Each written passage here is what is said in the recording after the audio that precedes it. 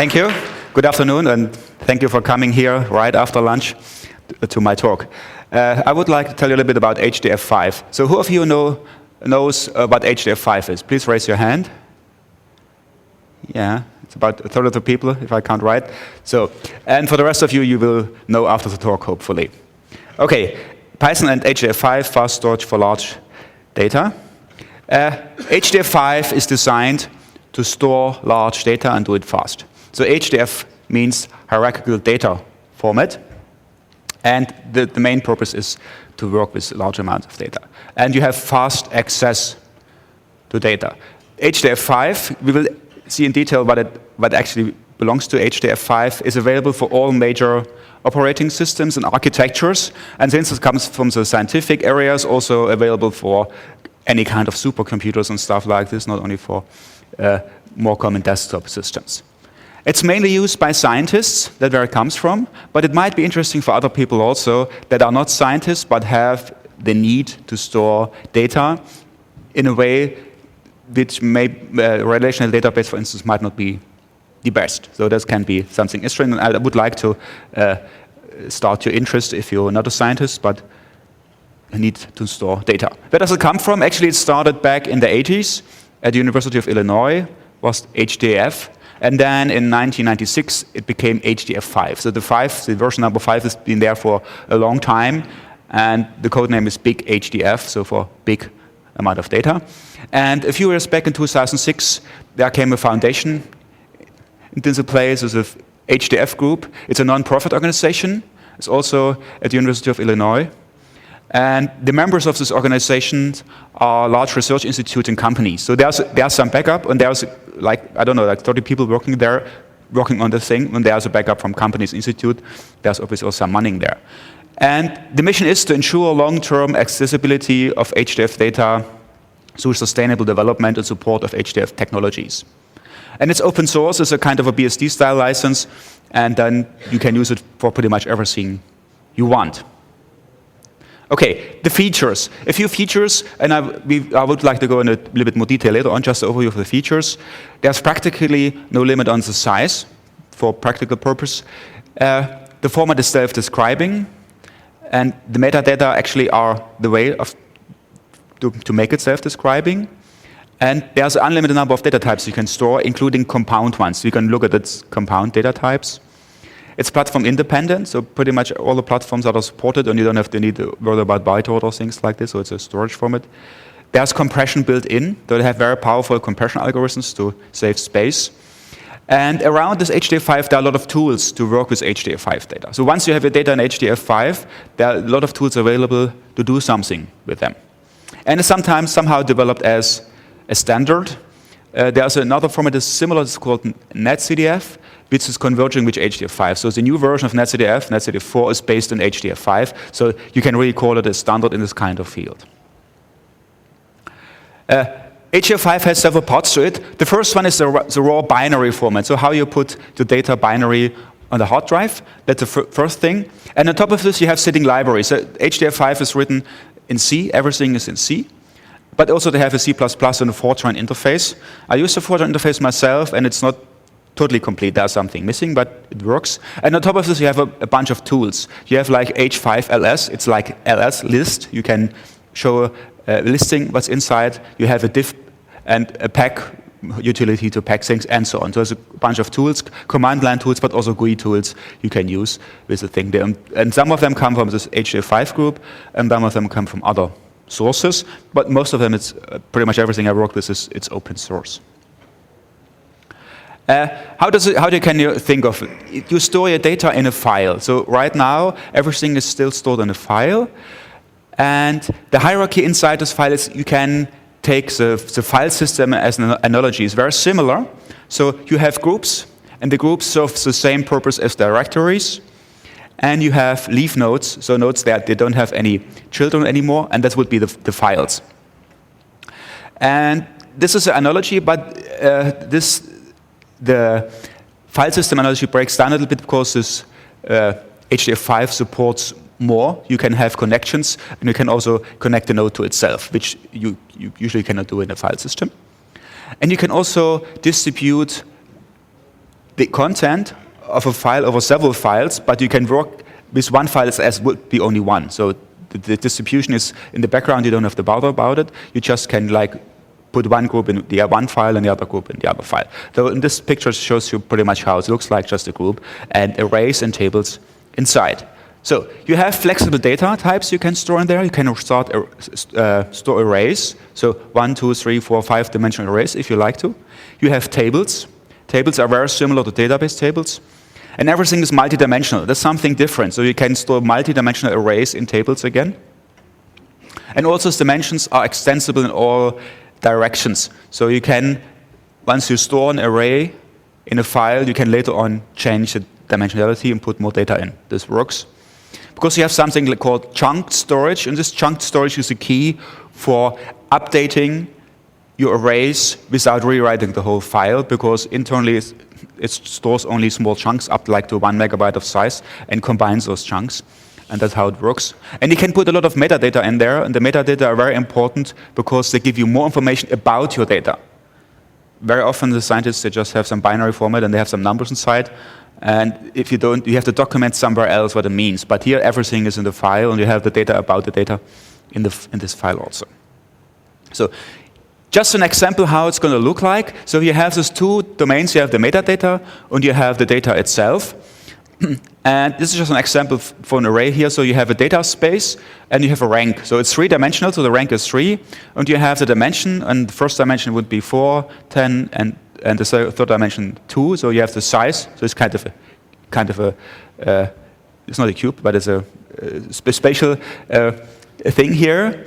And it has a data type, so it supports quite a few of data types. And you can give it attributes, like you can give it a unit, and you can give it some whatever, like a temperature. You measure this data. For instance, it's measure data, so you can give some extra information about the data.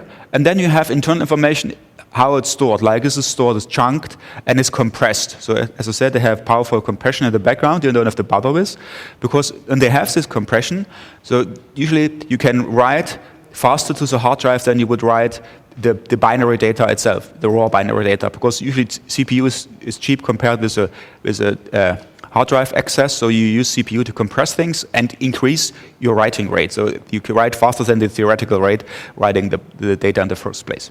And then you have the data itself, which are separated from the metadata. So that's how it's set up.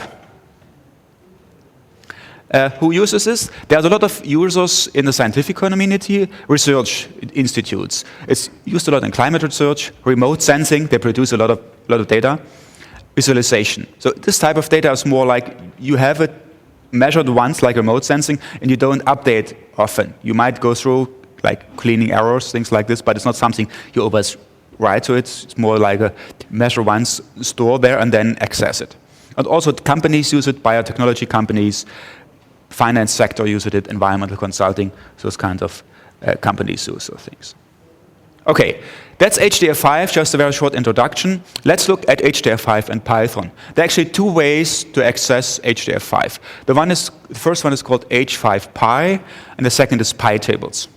So I myself primarily use PyTables, but also had a look at H5Py, which is the other possibility. So H5Py, it's a nearly complete wrapper of the C API. It's written with Python, so maybe you're familiar with Python. Python is a mix of, it's actually Python syntax, but generates C extensions, so it's wrapped with Python, which is a very nice way to wrap it. And it uses NumPy objects. So if you want to use it, you should be familiar with the basics of NumPy, because it speaks NumPy, so to say. So it uses NumPy objects to access those things. And it does a little bit of, or quite a bit of Pythonification, if you want to say so, like object IDs. Every object has an ID, are turned into Python objects. So in C, you have just an integer with an ID. In Python, you work with real objects. And all those error codes are returned into exceptions, which is nice. So you work with real exceptions. In Python, you don't have to check for error codes and do all those kind of tedious things you have to do in C. So as I said, I worked with Fortran, and comparing the Fortran version and the Python version doing the same thing, and the Python version is even more flexible. It's easily a factor 1 to 10, how much you have to write. If you do it Fortran, you have to do a lot of calculation of sizes and offsets and all those kind of things. Python, you never And even you know that you need to do this in Python, in Fortran you have to. And C is very similar. And also you have like optional arguments. So if a function takes a lot of different arguments, you give them sensible defaults in Python and make them optional. That is what H5 Py is doing. The other one, the other software, both of them are open source, by the way, it's PyTables. And PyTables has a little bit different approach. It gives you also a database-like view on this thing. So it's not a relational database, but it takes part of it. It's kind of a little bit additional layer of abstraction. It does make it slower. I think PyTables is even faster for a lot of things. And you can run complex queries on the things. And it supports indexing. There used to be an open source in the professional version, but last year they merged, and now all the professional features are also open source. That gives you a very powerful indexing if you want to search in there. And it has also some high-performance things like compression built in. And you have an undo, so if you modify the structure, you can turn on undo mode, you can undo things, which is pretty interesting when I test something. You have an undo mode. So it has a few additional things here. And it has something called natural naming, so you can access those groups and tables with very similar to how you access Python attributes on an object. So with this dot syntax, you can do this. That's called natural naming. And the tables are very, very similar to database tables, but there are no relations. So you don't have. It's not a relation database. You don't have this relation thing where you say, okay, this is a primary ID and a secondary ID. You just have tables, and if you want to have connections between them, you have to do it yourself. That's how it's designed. It's multidimensional, you can have nested tables. Very interesting, you can have a table inside a table. So one cell in a table can be a table again, which can be useful for some things. Or multidimensional, you can store easily two-dimensional arrays in there, like if you have a picture with pixels, you can use it as a multidimensional array, and you can access it through this array, so you can search in there, things like this. You have user-defined metadata, so you can even, if you like to store Python objects there, you use this pickle in the background to store Python objects. As soon as you do this, of course, those Python objects won't be accessible. Because everything you do with PyTables, when you write in there, or with H5Py, you can use other software to read those. So you can use all these tools that are around that can read and work with H5 files. But as soon as you put pickles in there, then the pickle is Python only for sure. But you can if you need to. And this is very big. It supports 1 to the power of 18 rows. So that's quite a bit. So that's for practical reasons. From standards now, it's kind of unlimited. I don't know how this is in 5 or 10 years, but it's really big. And also it uses 64-bit addressing in files, even on 32-bit operating systems. So you can address very large files. Let's look at a small example. The APIs are pretty big. You can do a lot of things. I just give you a small feel how this works. So H5Py, first you have to import H5Py, and you need NumPy, as I said. So you need to work with NumPy. And then it's very easy. You just open a file. You say just H5Py file. Here you open a file, and you open in write mode. So because we want to create a new file, so we want to write in there. That's it. And then we create a group. So we just say H5 file, this is the one we just created here. We create a group, and this one just returns us a group. And then we use something called a record array, because now I would like to create a table. And NumPy has something called a record array. Usually NumPy is used for homogeneous arrays. So everything in an array has the same data type. But you can use record arrays. This is something very close to a database table. So you have two-dimensional arrays, and you have columns, and every column can have a data type. And that's what I'm doing here. I define a record array just with 2 entries. The first, more entries, they have a name, which is a string with 16 characters, index which is an integer, and I have x, which is in float, y, which is in float, and z, which is an integer here. So you have this, a double, sorry, not integer, double, these double in this case. So you have this, and if you look at it now, it uses a bit different notation. It uses this list of tuples here, and you can see the data types are in there, and they changed it a bit like integer. This means, in this case, means little endian integer 4 byte, little endian float 4 byte, little endian float 8 byte. So that's that's a data type I defined. That's NumPy, so you have to have some basic knowledge of NumPy to work with it. But usually because NumPy is kind of a standard in the scientific field in Python anyway, so it's assumed if you do some scientific work, that you have some knowledge of NumPy. Once you do this, then you can create a table. You just set a table in there. You say create data set, and you put it in, and you just specify here, right here, that's our data type we just created. And now you see it creates this table filled all with default values. Everything is 0. So it's set up the table. If you look, this is indexing syntax here, you get the whole thing. So you might be careful if it's big. It might take very long because it prints out what's in there. And for this small toy example, it's fine. But if you have a few billion entries, you don't want to do this. OK. Now we fill the array. So we just do a loop. We fill the array. First, we get a row here. It's a row object. Getting out. So for every time we go through this I is going through the loop, and we get a row here, and then we just fill this. So it's like setting using a key in a dictionary and setting the value here, and we just put a string, an integer, and that's our floats here. And then we have to reassign this row so that it get written in there. That's important. Don't forget the last one. Otherwise, it would be end up there. So that's a basic way to work with it. And then we look at our data again. Now you see just a bunch of numbers. It's just to prove that the things are in there. But that's a basic way to work with it. Just if you look at it, just a few lines of code. If you do this in C or in the other languages, it's way more work.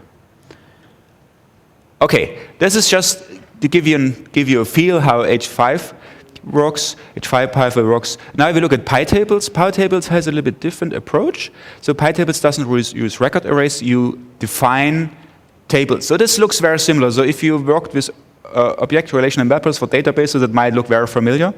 It's just all of them have a different syntax. It is a very similar thing. So you use descriptors for this, so we define our column names. So we have name, index, x, y, z here, and we just use tables, which is PyTables. So PyTables have to be imported as tables. And then you just say you inherit from this description, and then you specify those columns here if you want to name with the data types. So that's pretty easy. And then it's actually very similar. We just we open a file. So we open a file in Mode, and we can give it a title. So we put some metadata in here already, so some information about our file. Then we create a group, say create group. And you see here, we work in there very similar to file system. This is a root. You know, this is very, very similar to Unix file system. So you have a root here. And you could also, if you want to go deep in the hierarchy, it could be a much longer string. So it's one way to do it. Just put a string. It looks very similar to a path. And just put your things in. And then you have it sitting in your file. And its level, just some measured values. And I give some name. It's measured level, whatever. And then we create a table. We hand in our group here. We call it raw data, and now we use this level. This level is just a class we defined before. This is just this level here we just did before. So we say we would like to have this table to be of this type, and then we just give some more comments. So it's doing the same thing H5 Py, and then we do this. We look at our H5 file we just created, and we see some meta information. And you see here how it looks like. So you see the root group and the level group, and here you see our table, which is empty. So you see the 0L, so it's Python 2, so it's a long integers have this trailing L. It shows you that potentially this table can be very, very, very big because integers are not big enough, obviously, to account for the size of such a table. And then we can fill our table. We look at it again. So if you just if you print, it calls $_. So the string representation here, this is a representation. If you just look at it, so we have some more information about the table itself. And then we want to fill it, so it's very similar. We just get in reference to our row, which just means table row. It's a level there, and then we go through a loop and do a very similar thing as H5 Py. Just do this, assign our values here, and then it's very important to do the append. If you forget the append, there won't be nothing saved in your file. But that's one of the things. And then you can flush if you want to see it. If you close it, it will be flushed anyway. So if you want to see something because of performance reasons, just like any other file, it won't end up in the file directly or only after a while. So you flush those things. So that's the equivalent we had before. And then it looks like this. So you maybe see this. That's VI Tables, also an open source software that's written in Python, Qt. And this one shows you here on the left-hand side, you can see this tree. So that's what we did. That's our file. That's a group we created, and that's a table we created. And then you see something like this. You can see your table and look inside. So this can be much more sophisticated. So I worked together with a few people. They had hundreds and thousands of those elements in this left tree there. So it can hold a lot and can put in there. And also this table could be more sophisticated, as you could have nested tables. So one of the elements here could hold another table if you really wanted to do this. So that's how it looks like. And there are a bunch of other tools that now you can also here with this thing, you can do a query, you can query the things, can ask for different kind of filters doing things, so you can do this visually here, or you can also write a Python program. So that's pretty interesting. There's a bunch of other tools that help you to draw graphs, make graphs out of it immediately and things like this. Just to show there's an ecosystem around. Okay. This is just a very, very full glimpse how these things work, so you can do more. Not only create, of course you can read, you can modify things, you can change dimensions. So if you like to, you can change dimensions, and everything's always designed for large amount of data, so it rarely rewrites the whole thing. It is designed that you just can add something and it adds something. Even if you change the dimension, it tries to take advantage to keep as much data written in the file without rewriting it. Because it can be potentially very expensive. If you work with terabytes and terabytes of data, you don't want to rewrite them all the time. So if you develop a smaller amount, you might even notice, but it's big, you'll see. And you can have multidimensional fields, which is something usually you don't have in relational databases. And you can have nested tables. And you can append table rows. In PyTables, you can also indexing. You have an undo mechanism, so you have a few things you can do with it. Okay, that's just a very short overview of what's out there. And there's still quite a bit development going on. The mailing list is pretty busy. They always release, and they do. And a few things they want to do right now or in the near future, they want to create some virtual file system. Because even PyTables has an experimental hook to create a virtual file system, which can be interesting.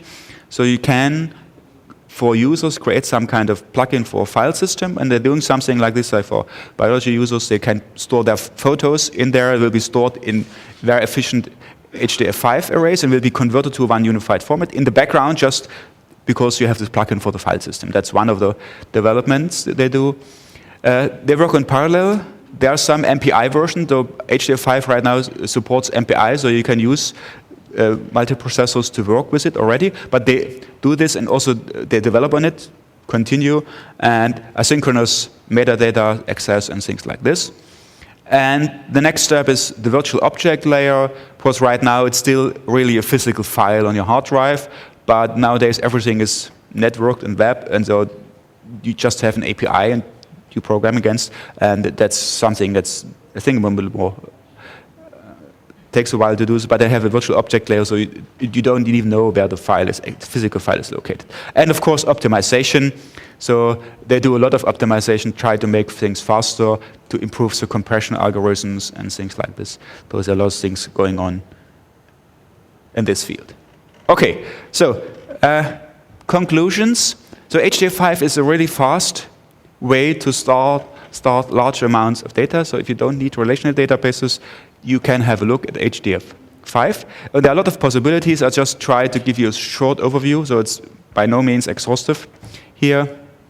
It's pretty flexible, and Python offers very, very good access to HDF5 with H5Py and PyTables. So H5Py has the advantage you can use pretty much the C documentation because it's the same API. PyTables offers more things in addition and gives you more database-like access. So it's a very, very important tool. A tool is there for scientists and engineers, but it can be useful for other people. So people storing images or things like this, it might be a useful tool, and just would like you to make you aware of this. Okay, thank you very much for your attention. I'm here for questions.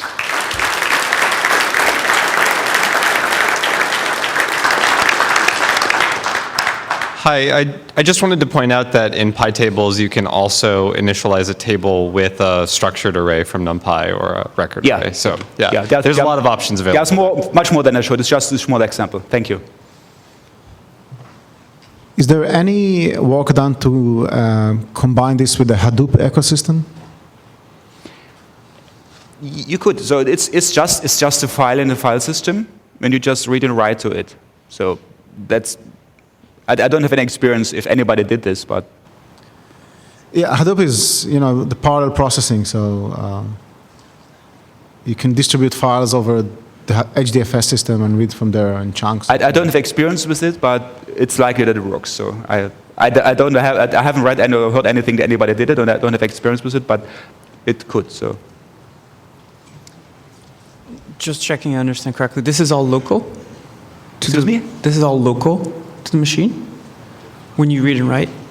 Yeah, so that's local. As I said, there's an MPI version which go in parallel. MPI can also go over the network. So they have an MPI version in the HDF5 there, and MPI is message passing, so it doesn't have to be on the local machine. You can just go over the network with MPI.